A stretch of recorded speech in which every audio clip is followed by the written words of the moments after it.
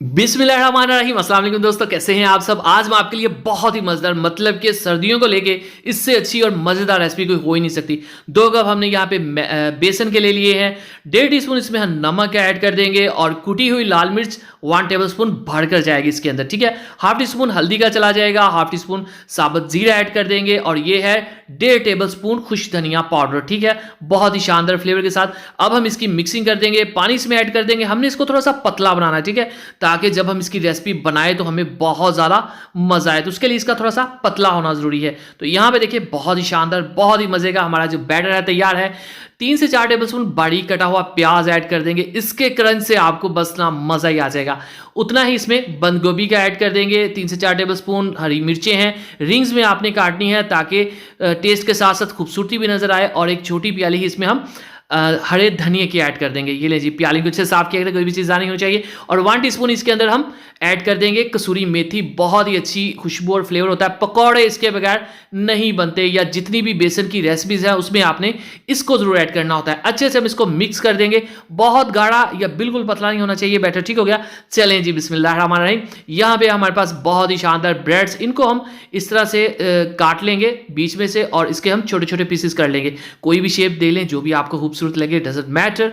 चलते हैं खूबसूरत से बॉल की तरफ। अब हमने इसको डिप करना है और डिप करने के बाद ये देखिए इसके दोनों साइड्स के ऊपर हम इस बैटर को लगा देंगे। अब इसके बाद जो अहम प्रोसेस है वो है इसकी फ्राइंग का। चलें जी, बिस्मिल्लाहिर्रहमानिर्रहीम।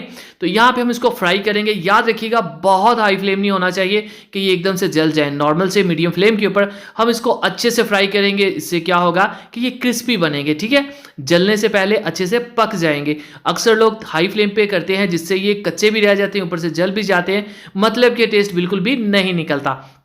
तो ये देखें जी, दोनों साइड्स को हम अच्छे से मीडियम फ्लेम के ऊपर पकाएंगे।